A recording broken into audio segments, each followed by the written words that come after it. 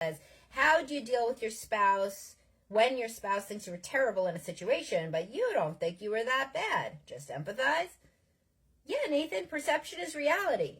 What would you do if you were at work and a client said that you gave them a shitty product? Or you're going to be like, no, actually it's a good product? No, then you lose the client. You're like, oh my God, I'm so sorry. Like the same thing.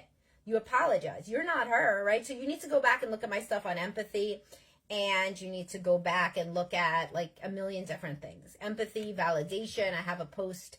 I'll link you to a whole bunch of stuff after this, Nathan. I'll give you at least 3 articles that you can read that will help you.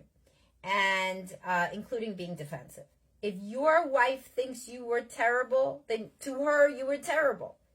There has been no man or woman it's like if your wife is like, no, our sex life is good. You're like, we have sex once a month. And she's like, yeah, but that's good because I read this on the internet and it says that on average, this, that, the other. And also my girlfriends don't have any sex with their husbands. So we are having a good sex life. There's nothing she's going to do that's going to convince you. Nothing. So that's how there's nothing that you're going to say that's going to convince her that you were not terrible in the situation. She's not going to go back and be like, oh, yeah, well, when I think about it like that, Nathan, I did feel good in that situation. No, this is fake. So probably what you saw growing up was parents who never apologized. So you don't know how to apologize, which is understandable because you didn't see parents who apologize. Most guys in the situation you're in, they go back and they're like, no, that can't be right. I guess they must have apologized. No. Now that you bring it up, my parents never apologized. So that is, I bet, the situation that you're in. And you feel like toxic shame when she criticizes you, so you defend yourself, and then she feels like you're never ever understanding her perspective. And that's the only way out of this, is through it, by being non-defensive and truly opening your eyes to how she felt. Just like you would want her to do if the shoe was on the other foot and you were complaining about the sex life, let's say. There's no data she's going to give you that are going to convince you you're having a good sex life when you don't think you are. And there's no data you're going to give her about how you think you were actually okay, and that's going to make her feel like you weren't.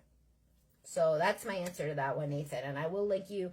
I don't even have to link you. Just look up empathy on my website, drpsychmom.com, and my podcast. And if you look up the word empathy, also there's one on empathic ruptures, because your wife had an empathic rupture with you.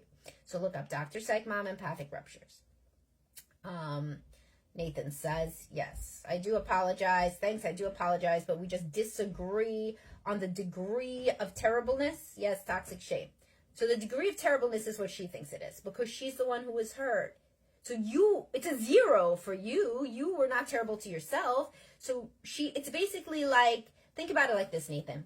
What if she said to you, I had a terrible experience when I was in 2nd grade.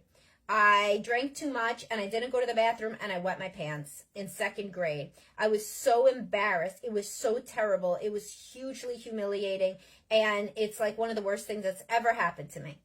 Would you say, no, it isn't. It isn't one of the worst things that ever happened to you. It's fine. People do that. Shit happens.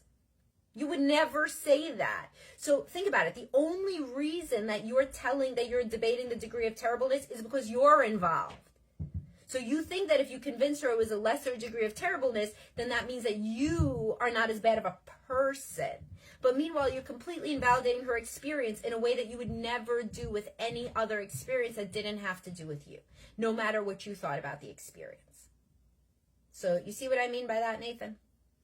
All right. I hope that was helpful to you, Nathan, and to anybody else who watches this later, because there's a lot of men who struggle with defensiveness when the wife is more emotional than they think she should be in any given situation. And usually it's a very helpful analogy. A, how do you act when it's about somebody else or a different situation that doesn't involve you? And B, how would you act if she was trying to convince you that the degree of terribleness in your sex life is not such a high degree?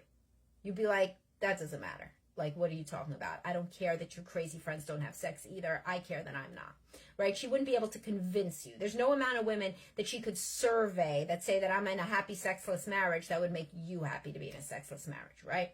So it's exactly the same. All right, Nathan. I was going to say good work because it's the type of stuff I talk about with my clients, but good work asking a question, and I hope it was useful, and I'll talk to everybody soon. Bye, guys.